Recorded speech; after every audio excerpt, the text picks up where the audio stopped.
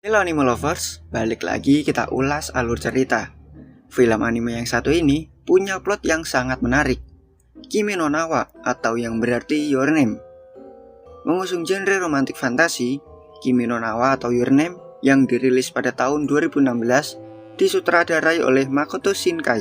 Karakter di dalamnya sendiri digambarkan oleh Masayoshi Tanaka dengan pengisi suara Ryunosuke Kamiki sebagai Taki Tachibana serta Mone Kamishiraishi sebagai Mitsuha Miyamizu. Tanpa lama-lama lagi, mari kita mulai Your Name, Kimi no Na wa.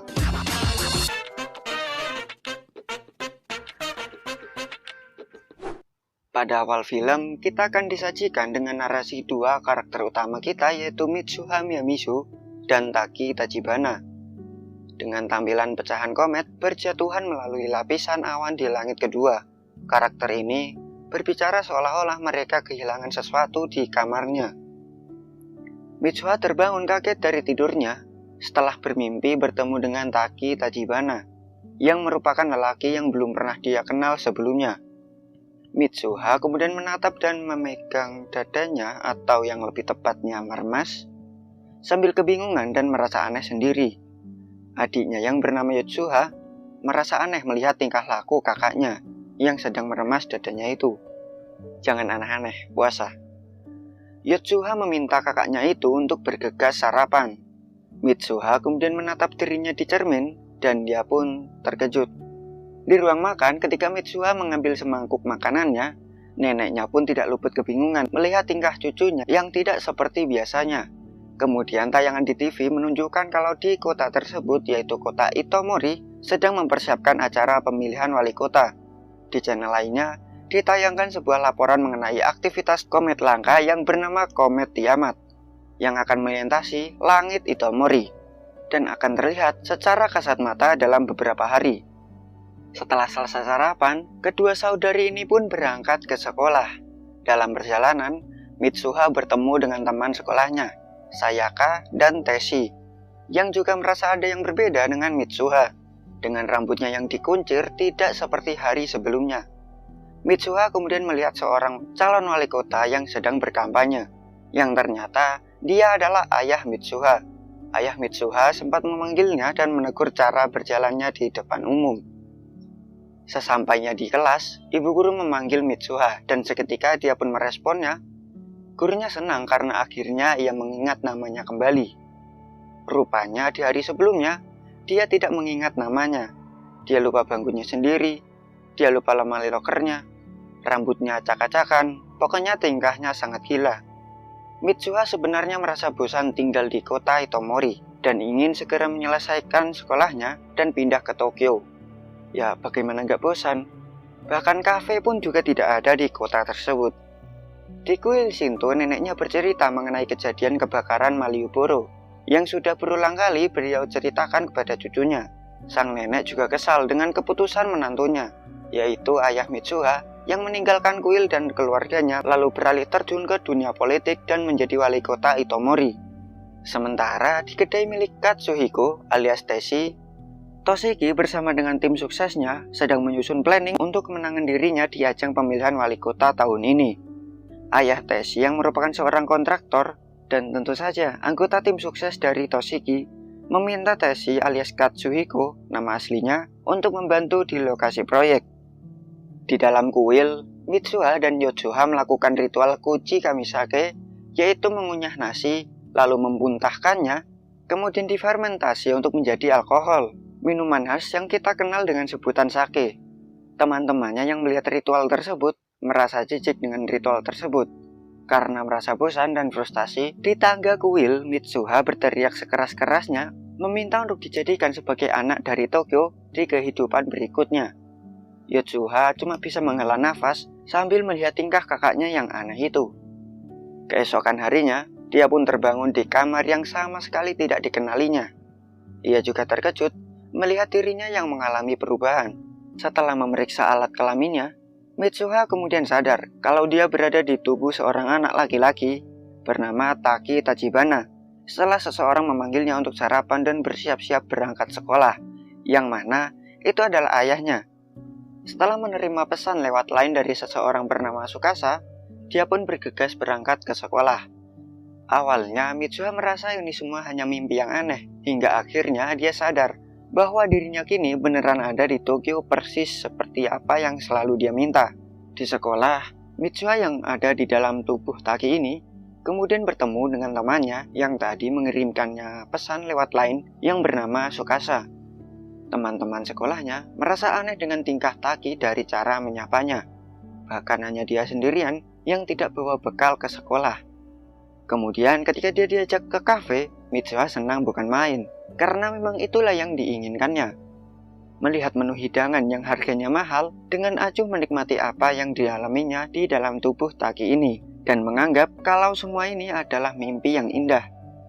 Dengan linglung, dia kemudian menanyakan kepada kedua temannya di mana Taki sebenarnya bekerja, yang tentu saja membuat teman-temannya juga ikutan bingung melihat tingkah anehnya. Ternyata Taki ini bekerja sebagai pelayan di sebuah restoran Italia yang mewah. Ia kemudian menjalani profesi ini dengan kepayahan dan muncul banyak komplain dari pelanggan akibat kecerobohannya. Karena stres, dia setengah berteriak di tangga restoran menanyakan kapan mimpi ini berakhir. Seorang pelanggan kemudian komplain karena di menu pizza terdapat tusuk gigi. Taki yang kewalahan menanggapi pelanggan tersebut kemudian ditolong oleh senpainya yang bernama Okudera. Tapi ternyata itu hanyalah akal-akalan si pelanggan saja yang maunya makan gratis doang. Okudera senpai kemudian sadar kalau roknya sobek akibat ulah si pelanggan yang komplain tadi.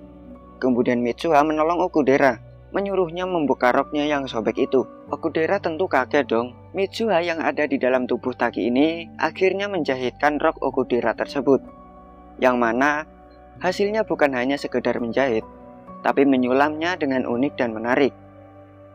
Di kamarnya, Mitsuha memeriksa HP milik Taki, lalu menemukan foto Okudera. Dia mengira Okudera ini adalah gebetan Taki, hingga membuatnya menuliskan catatan di handphonenya tersebut tentang pengalamannya hari itu, dan sikap feminisnya yang dipuji oleh Okudera. Mitsuha lalu meninggalkan pesan di telapak tangannya dengan menuliskan namanya. Keesokan hari, Taki kemudian terbangun dan keheranan melihat telapak tangannya terdapat tulisan nama Mitsuha.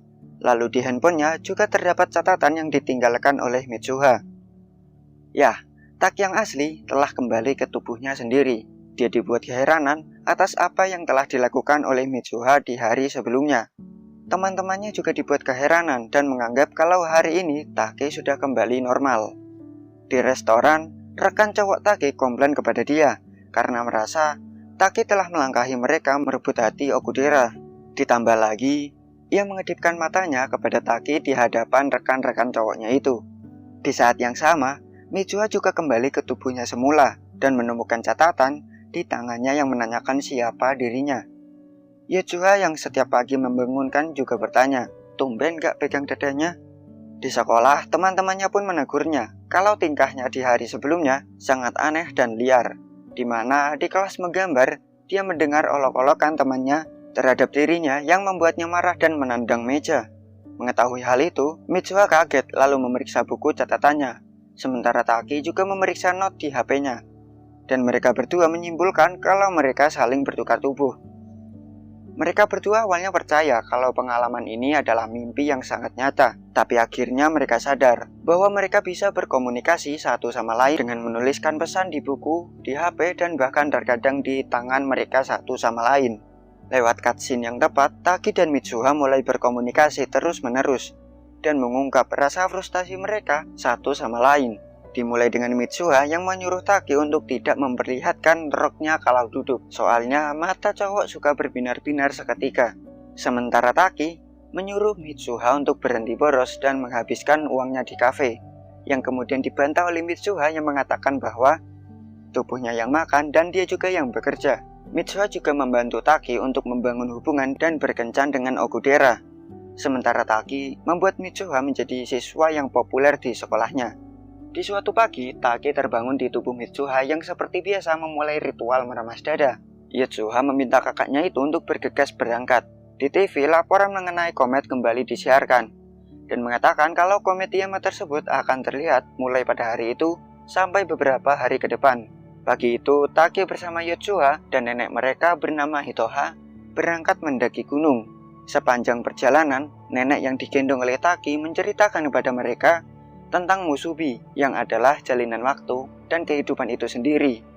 Mereka akhirnya melihat kuil Miyamizu yang dikelilingi oleh dua aliran air yang anehnya simetris di puncak gunung. Taki kemudian bergetar setelah diberitahu untuk mempersembahkan Kuchi Kamisake kepada dewa, yang mana itu adalah setengah dari Mitsuha. Mereka kemudian menyaksikan pemandangan kota yang sangat indah di puncak gunung. Mengetahui ada yang aneh dari Mitsuha, nenek itu pun lalu menegur cucunya itu. Dan kemudian Taki terbangun kembali di dalam tubuhnya sendiri. Dia lalu mendapati pesan OTW dari Okudera di ponselnya. Rupanya Mitsuha telah mengatur kencan mereka sehari sebelumnya, yang membuat Taki tidak siap. Taki dan Okudera pun pergi ke pameran nostalgia, di mana di sana Taki tertarik dengan gambar Itomori yang memang sempat dia lihat sendiri ketika ada di dalam tubuh Mitsuha. Okudera lalu menyadari Taki di hari itu terlihat seperti orang lain. Okudera berusaha meyakinkan Taki apakah dia menyukai orang lain, namun Taki menyangkalnya. Ketika kencannya sudah selesai, Taki kemudian menatap ke langit untuk melihat komet Tiamat yang dikatakan oleh Mitsuha. Namun karena tidak melihat apa-apa, Taki lalu menelpon Mitsuha, tapi tidak ada jawaban sama sekali. Sementara Mitsuha menerima telepon dari Tashi yang mengajaknya ke festival musim gugur di kotanya, yang juga komet Tiamat bisa terlihat dengan jelas. Teman-temannya sempat terkejut melihat Mitsuha yang telah memotong rambutnya. Kemudian mereka pun ke lokasi yang bagus untuk melihat komet. Mitsuha kaget melihat komet yang begitu indah tiba-tiba terpecah menjadi dua.